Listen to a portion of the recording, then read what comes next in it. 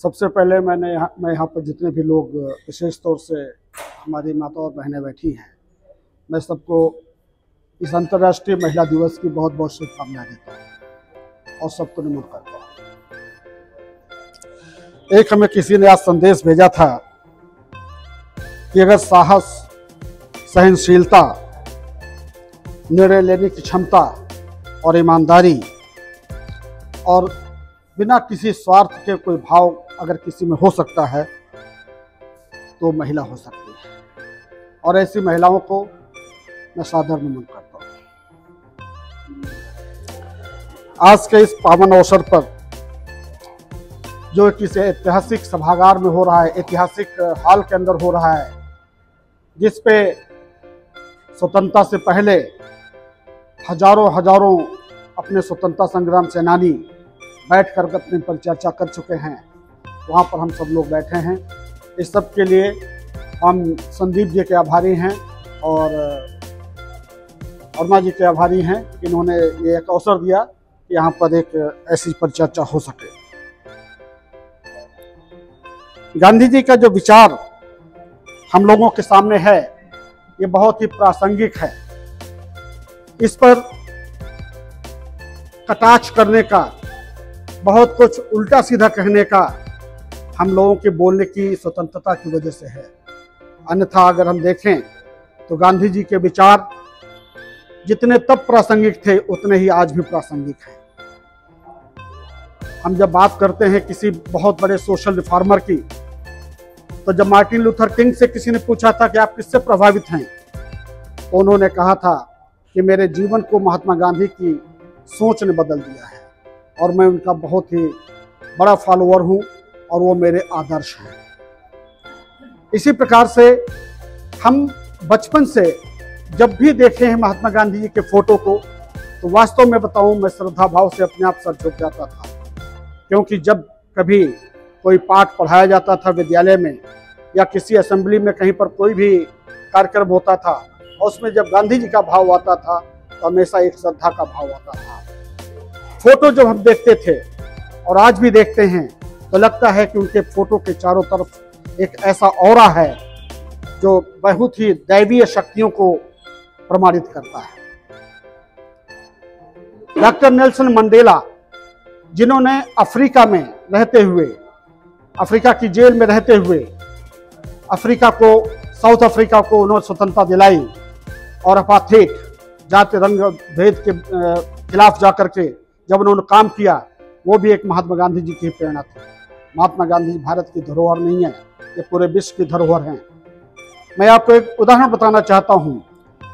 1995 में हमारे राष्ट्रीय अतिथि डॉक्टर नेल्सन मंडेला थे और उस दिन मुझे उनसे मुश्किल से 3 मीटर के फासले पर मिलने का अवसर प्राप्त हुआ। उस समय पर मैं कुछ पूछ नहीं सका, कुछ बात नहीं कर सका, कुछ बोल नहीं सका। ऐसा लगे कि राष्ट्रपति डॉक्टर शंकर दयाल शर्मा के साथ में डॉक्टर नेल्सन मंडेला चल रहे हैं तो कोई ईश्वरीय शक्ति जा रही है। ऐसा लग रहा था कि डॉक्टर शंकर दयाल शर्मा जी उस घेरे में शून्य हो गए हैं और वहां पर अगर कोई दिख रहा है तो सिर्फ एक डॉक्टर नेल्सन मंडेला का आभा मंडल। ऐसा विस्मयकारी दृश्य मैंने जीवन में कभी नहीं देखा। मैं कभी भी किसी भी मंदिर, मस्जिद, कहीं जहाँ भी गया हूँ, मैंने इस प्रकार का सीन नहीं देखा है। मैंने हमेशा वही एक राजपथ पर देखा है जिसमें डॉक्टर नेल्सन मंडेला को चलते हुए, पैदल चलते हुए, और ऐसा लगे कि कोई अलौकिक शक्ति जा रही है। और ये अलौकिक शक्ति उन्होंने प्राप्त की थी गांधी दर्शन से। गांधी दर्शन एक ऐसा दर्शन है जिस पर आज तमाम प्रकार की व्याख्याएं होती हैं, तमाम आलोचनाएं होती हैं, लेकिन मेरा कहना है कि गांधी दर्शन का अगर एक छोटा सा अंश भी हम अपने जीवन में उतार लेते हैं तो निश्चित रूप से ये उनके लिए सच्ची श्रद्धांजलि है। मैं आपको एक चीज बताना चाहता हूं। हमारे विद्यालयों में बहुत बड़ी तादाद में, बहुत बड़ी संख्या में महिला कार्यकर्ताएं हैं, महिला टीचर्स हैं, महिला अन्य कर्मी हैं, और एक छुआछूत बड़ी बीमारी थी। 2001 में मैंने विद्यालय में सर्वे किया, पाया कि जो हमारे चतुर्थ श्रेणी के कर्मचारी हैं उनके हाथ से, इससे विशेष तौर से जो सफाई कर्मचारी थे, उनके हाथ का लोग पानी छुआ नहीं पीते। कुछ संभ्रांत लोग, कुछ बहुत ही विशिष्ट क्लास के लोग जब पानी नहीं पीते थे, तो मैंने सुनिश्चित किया कि आज इन्हीं के हाथ से सबको पानी पिलाऊंगा। और जब मैंने एक मीटिंग बुलाई, मीटिंग बुलाने के बाद में चिन्हित किया कि कौन कौन से लोग पानी नहीं पीते हैं, तो मैंने सफाई कर्मचारी को ही बुलाया। हमने कहा, सुशीला, तुम आज सबको पानी पिलाओगी। ये सत्य घटना है। तो बोले, सर मैं तो सफाई कर्मचारी हूँ, मैं तो भाई काश जमादार हूँ, और मेरे छुआ हुआ पानी लोग क्यों पिएंगे? तो हमने कहा, आज सबको पानी पीना पड़ेगा। सबसे पहले मैं ही सबके सामने पानी पीऊंगा। मुझे कोई भेद नहीं था पहले में, क्योंकि मैं इस भेदभाव को बहुत पहले भूल चुका हूँ। मैंने अपने बचपन में इस भेदभाव को भुला दिया था। कुछ लोग बैठे, बोले कि हम तो पानी पी के आए हैं, प्यास नहीं लगी है। गर्मी का महीना था। हमने कहा, इतनी गर्मी है, इसके बावजूद तुम्हें प्यास नहीं लगी है? हमने कहा, पानी पीजिए। अगर पानी आप लोग नहीं पीते हैं तो मैं छुआछूत एक्ट के तहत आपके खिलाफ ताल कटोरा में मुकदमा दर्ज कराऊंगा, और इसका वादी सिर्फ मैं बनूंगा कि मेरे सामने इन लोगों ने छुआछूत पर भेदभाव किया है और पानी पीने से मना किया है। बहुत नानुकुर के बाद जब समझ गए कि यहाँ पर मुकदमा दर्ज हो जाएगा, जमानत नहीं मिलेगी जल्दी, तो फिर मजबूरन सबने पानी पिया। और मुझे कहने में बड़ा गर्व होता है कि विद्यालय हमारे Lucknow public school and colleges में छुआछूत का कुष्ठ रोग हट चुका है।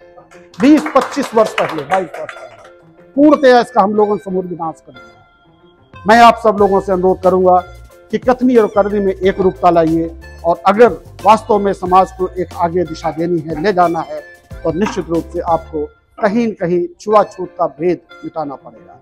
जाति, वर्ण और समाज में जो भेद फैले हुए हैं, उनको सबको नष्ट करना होगा। अगर आप ऐसा नहीं करते हैं तो ये वार्ताएं चलती रहेंगी और समाज ऐसे ही चलता रहेगा, भेदभाव ऐसे ही एग्जिस्ट करता रहेगा। मेरा सबसे अनुरोध है कि गांधी दर्शन पर कम से कम इतना जरूर करें कि किसी न किसी स्वरूप से इस छुआछूत के कुष्ठ रोग को मिटा दें।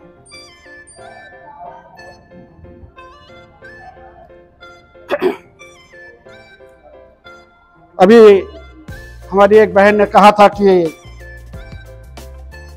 शायद लिंगानुपात पर भी उनकी बात आ रही थी। जात इसमें महिलाओं की संख्या के बाबत, तो उन्होंने थोड़ी सी बात रखी थी अपनी। मैं उसको आगे ले जाता हूँ। आगे इसलिए ले जाता हूँ कि हमारे समाज में कहते हैं कि हमारे लिंगानुपात बहुत गिरा हुआ है। उत्तर प्रदेश का ही अगर लिंगानुपात लिया जाए तो लगभग 884-85 कुछ आ रहा है। ये लिंगानुपात के लिए कौन दोषी है? इस लिंगानुपात के लिए, इस भेदभाव के लिए दोषी हमारी सबसे पहले महिला होती है। हमारे घर में जो सास होती है, हमारे घर में जो दादी होती है, नानी होती है, वो सबसे पहले कहती है कि 3 लड़कियां हो गई, 1 लड़का और होना चाहिए।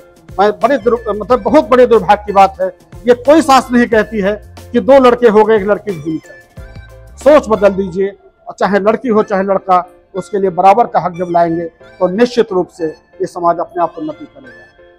हमारे केरल राज्य में लिंगानुपात 1004 के ऊपर है, और बाकी जितने भी राज्य हैं सब जगह पर 900 और इसके नीचे है। बहुत ही कम राज्य हैं जहां पर 900 से ऊपर लिंगानुपात है। इसको बराबर लाइए। 1000 पर 1000 जब होगा तो निश्चित रूप से समाज से असमानता का भाव हट जाएगा, और जिस दिन असमानता का भाव हट जाएगा 50% आबादी को हम पूरा एक अपना प्रतिनिधित्व दे देंगे। इसकी जरूरत जरूर है। अभी एक मुहिम चल रही है कि प्रधानपतियों को हटाने की। आज भी हमारे गांव में, समाज में जब महिला प्रधान बनती है तो वहां पर प्रधानपति का पद क्रिएट हो जाता है। प्रधानपति के रूप में लोग काम करते हैं, लेकिन दुर्भाग्य की बात है जब पति होता है तो महिला काम नहीं कर पाती प्रधान के तौर पर। तो इसमें भी आवश्यकता है, आप सब लोग जब भी जहां भी चर्चा करें, प्रधानपति व्यवस्था को समूल विनाश करें, महिलाओं का उत्थान होगा। और इस सब के लिए आवश्यक है कि महिलाओं के लिए पढ़ने के लिए एक समुचित अवसर जरूर मिले। हम अपने यहाँ विद्यालयों में देखते हैं 40% से ऊपर बच्चियां नहीं जाती थी, जबकि उत्तर प्रदेश में 50% कम रेशियो मानते हैं, तो 50% लड़कियां नहीं हैं, विद्यालयों में नहीं हैं। जब ऐसी संख्या है 40% से ऊपर नहीं जा रही है, तो निश्चित रूप से इसके लिए दोषी कौन है? हम ही सब दोषी हैं। हम अब उनको पढ़ने का अवसर पूरा नहीं दे रहे हैं। अगर देते हैं तो कहीं न कहीं छोटे मोटे विद्यालय में या इधर उधर दे देते हैं, सोचते हैं लड़के को पढ़ा के आगे बढ़ाना है, लड़की को क्यों नहीं पढ़ाना है। मेरा आप सबसे अनुरोध है कि जब भी जहां अवसर मिले लड़कियों के बारे में बोलने का जरूर एक प्रयास कीजिए और लड़कियों को आगे बढ़ने का भी अवसर दीजिए। जब हमारी लड़कियां, हमारी बेटियां सब कहीं आएंगी तो निश्चित रूप से तमाम हमारे देश में, हमारे समाज में कल्पना चावला और ये सुनीता विलियम जैसी महिलाएं होंगी, लड़कियां होंगी, जो हमारे राष्ट्र का, देश का, सबका गौरव बनेंगी। और बहुत कुछ न कहते, बहुत ज़्यादा लोग वक्ता भी बैठे हुए हैं।